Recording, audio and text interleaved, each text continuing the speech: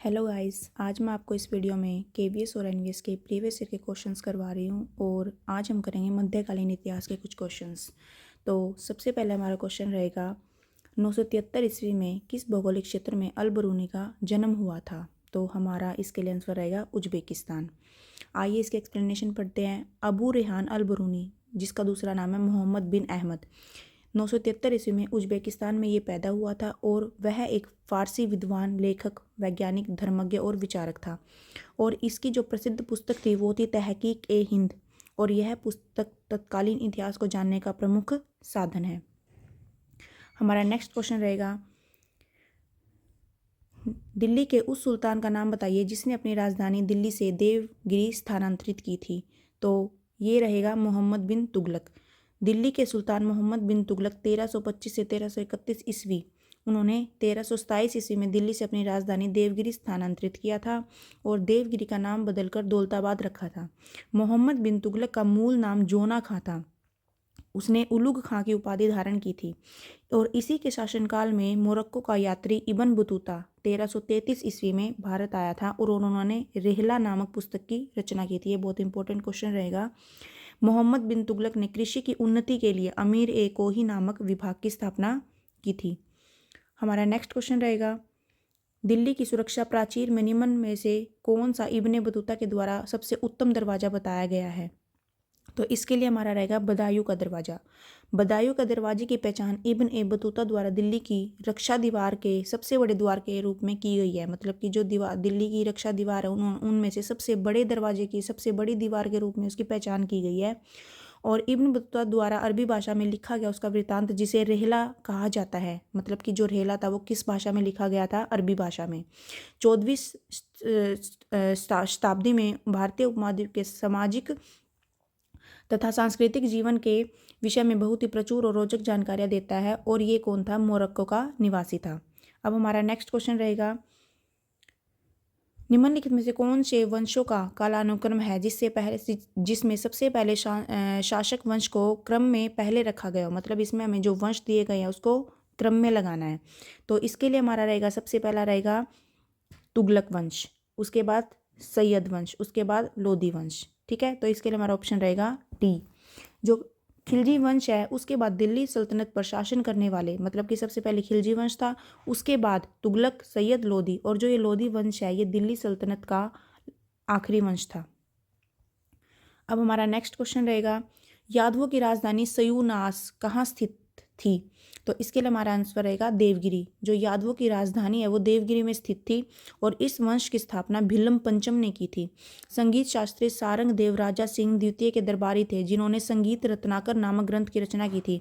और जो सिंह द्वितीय था इस वंश का सबसे प्रतापी शासक था। अब हमारा नेक्स्ट क्वेश्चन रहेगा, विजयनगर साम्राज्य राजा किसके शासनकाल में अपने चरम सीमा तक पहुंच गया था। तो ये पहुंच गया था कृष्णदेव राय के शासनकाल में। जो विजयनगर साम्राज्य की स्थापना है वो 1336 ईस्वी में हरिहर और बुक्का ने की थी।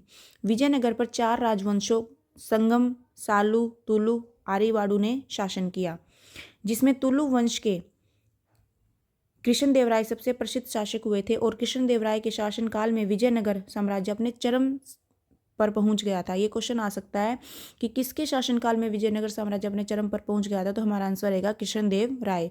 और इन्होंने, कृष्णदेव राय ने, तेलुगु में एक ग्रंथ आमुक्तमाल्यद की रचना की थी। उसके बाद हमारा क्वेश्चन रहेगा, किस सम्राट ने भारतीय उपमहाद्वीप में गजपति साम्राज्य की स्थापना की थी। तो किस महाद्वीप ने किस सम्राट ने की थी। इसके लिए हमारा आंसर रहेगा कपिलेंद्र देव। जो गजपति साम्राज्य है उसकी स्थापना सम्राट कपिलेंद्र देव 1434 से 1466 ईस्वी में जो उन्होंने शासन किया था उन्होंने की थी।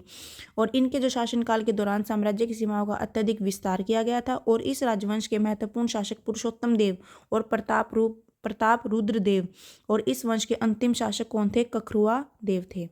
अब हमारा नेक्स्ट क्वेश्चन रहेगा, फतवा ए आलमगिरी मुस्लिम कानूनों का एक संग्रह है जो निम्नलिखित में से किस राजा के शासनकाल में लिखा गया था। तो ये लिखा गया था औरंगजेब के शासनकाल में। जो औरंगजेब था वो क्या था? मुगल बादशाह औरंगजेब के शासनकाल में विद्वताओं के एक दल द्वारा तैयार की गई थी ये फतवा ए आलमगिरी।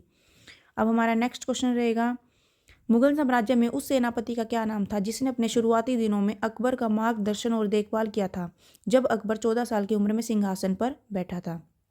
तो उन्होंने क्या पूछा है कि जब अकबर 14 साल की उम्र में सिंहासन उन्होंने संभाला था, तो जब उसके शुरुआती दिन थे तो अकबर का मार्गदर्शन किसने किया था? तो ये रहेगा हमारा आंसर बैरम खां।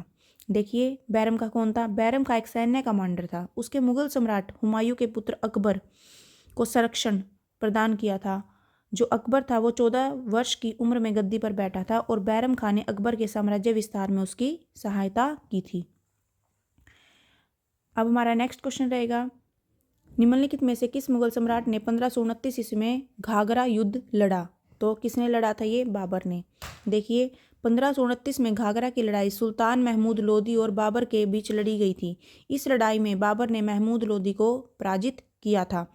जो घाघरा का युद्ध है वो भारत में मुगलों के लिए निर्णायक युद्ध था, क्योंकि इससे उत्तर भारत में मुगलों का पूर्ण नियंत्रण हो गया था। हमारा नेक्स्ट क्वेश्चन रहेगा, मुगल दरबार में सुलेखकों को प्रदान की जाने वाली जो स्वर्ण कलम उपाधि को क्या कहा जाता है? तो स्वर्ण कलम उपाधि को कहा जाता है जारीन कलम। इसका एक्सप्लेनेशन रहेगी, देखना। अकबर के दरबार के सबसे अच्छे सुलेखों में मोहम्मद हुसैन एक थे। उन्होंने अपने अक्षरों के पूरी तरह से आनुपातिक वक्रता की मान्यता में जारीन कलम यानी कि गोल्डन पेन की उपाधि से सम्मानित किया गया था। आइए नेक्स्ट क्वेश्चन, निम्नलिखित में से कौन सा कारक मुगल काल के दौरान कृषि के विस्तार के लिए जिम्मेवार नहीं था? तो ये था वर्षा आधारित कृषि। देखो जो मुगल काल में जमीन की बहुतायत और मजदूरों की मौजूदगी, किसानों की गतिशीलता की वजह से कृषि का लगातार विस्तार हो रहा था। चूंकि खेती का उस टाइम पे प्राथमिक उद्देश्य क्या था? लोगों का पेट भरना, इसलिए रोजमर्रा के खाने की जरूरतों जैसे चावल, गेहूं, ज्वार इत्यादि फसलें सबसे ज़्यादा उगाई जाती थी। जिन इलाकों में प्रति वर्ष 40 इंच या इससे ज़्यादा बारिश होती थी वहाँ कमोवेश चावल की खेती होती थी, और कम और कमतर बारिश वाले इलाकों में गेहूं और ज्वार बाजरे की खेती ज़्यादा प्रचलित थी। आइए इसकी नेक्स्ट क्वेश्चन है हमारा, दारा शिकोह निम्न में से किस मुगल सम्राट का पुत्र था? तो ये किसका पुत्र था? शाहजहाँ का। जो दारा शिकोह था वो मुगल सम्राट शाहजहाँ का पुत्र था। इसने भगवद गीता, उपनिषद, योग विशिष्ट, रामायण का अनुवाद किस भाषा में करवाया था? फारसी में। और इसने सिर ए अकबर नाम से उपनिषदों का अनुवाद फारसी में किया था। जो उपनिषद थे किस नाम से किया था उन्होंने फारसी में अनुवाद? सिर ए अकबर। अब हमारा नेक्स्ट क्वेश्चन रहेगा देखिए इस क्वेश्चन में क्या है कि आपको एक स्टेंजा दिया जाएगा और उसमें से हमको क्वेश्चन दिए जाएंगे। अब ये क्वेश्चंस का डायरेक्टली इसमें आंसर नहीं मिलेगा, ये एक जो पैराग्राफ है ये हमारे लिए एक हिंट है। अब हम उसके बारे में हमें उसमें नॉलेज होनी चाहिए हमें उसके बारे में। देखिए क्या है, दिल्ली की पहली लड़ाई मराठा साम्राज्य और मुगलों के मध्य हुई थी, और उसमें क्या था, मराठों ने दिल्ली में मुगल साम्राज्य की राजधानी पर हमला किया था और एक अच्छी तरह से प्रशिक्षित मुगल सेना को हरा दिया था। इसमें जीत किसकी हुई थी? मराठों की। दिल्ली की पहली लड़ाई किसके बीच हुई थी? मराठा साम्राज्य और मुगलों के मध्य। अब हैदराबाद के निजाम तथा भोपाल के नवाब ने मराठों के आक्रमण से मुगल साम्राज्य की रक्षा के लिए हैदराबाद छोड़ दिया, लेकिन भोपाल की लड़ाई में उन्हें निर्णायक रूप से पराजित किया। अब हम इसमें क्वेश्चन देखते हैं। पहला हमारा क्वेश्चन रहेगा, गद्यांश में दी गई लड़ाई किस स्थान पर लड़ी गई थी? देखिए हमें सिर्फ ये बताया गया कि दिल्ली की पहली लड़ाई। अब दिल्ली के किस इलाके में ये लड़ाई लड़ी गई थी? तो ये लड़ी गई थी ताल कटोरा में। देखिए इसके बारे में, 28 मार्च 1737 को दिल्ली के निकट ताल कटोरा में मुगल साम्राज्य और मराठों के मध्य ये युद्ध हुआ था, और यह मराठों और मुगलों के मध्य हुई दिल्ली की पहली लड़ाई थी। देखिए कब लड़ी गई थी? 28 मार्च 1737 को। कहाँ पर? दिल्ली के ताल कटोरा में। किसके बीच? मुगल साम्राज्य और मराठों के बीच, और ये दिल्ली की क्या थी? पहली लड़ाई थी। अब हम नेक्स्ट क्वेश्चन पे चलते हैं। गद्यांश में चर्चित युद्ध जो दिल्ली का युद्ध था किस वर्ष लड़ा गया था? अभी हमने क्या पढ़ा था? 28 मार्च 1737। तो इसका आंसर रहेगा डी। ठीक है, और इसमें किसकी विजय हुई थी? मराठों की। अब हम नेक्स्ट क्वेश्चन पे चलते हैं। मराठा साम्राज्य में उस पेशवा का क्या नाम था जो गद्यांश में दी गई लड़ाई में शामिल था? तो उसका हमारा क्या नाम रहेगा? बाजीराव बल्लाल। 28 मार्च 1737 को ताल कटोरा में हुए मुगल और मराठा युद्ध में मराठा साम्राज्य का नेतृत्व मराठा पेशवा बाजीराव प्रथम, जिन्हें हम क्या बोलते हैं? बाजीराव बल्लाल भट्ट के नाम से जाना जाता है, उसने क्या किया था? नेतृत्व किया था। अब हम नेक्स्ट क्वेश्चन पे चलते हैं। जब उपरोक्त युद्ध लड़ा गया था तो मुगल सम्राट कौन था? उस टाइम पे मुगल सम्राट कौन था? मोहम्मद शाह। मोहम्मद शाह 28 मार्च 1737 को ताल कटोरा के मुगल मराठा युद्ध के दौरान मुगल सम्राट थे।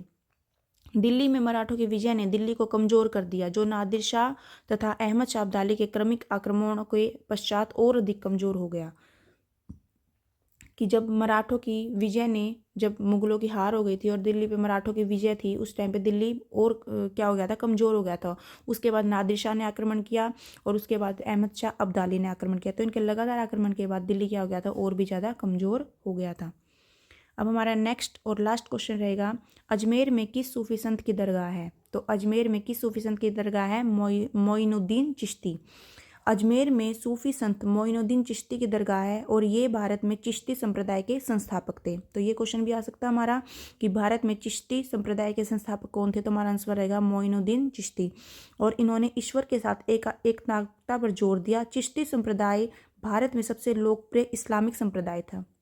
एक क्वेश्चन हमारे यहाँ से भी बनता है, जो चिश्ती संप्रदाय है वो भारत में सबसे क्या था? इस्लामिक संप्रदाय था, सबसे लोकप्रिय संप्रदाय।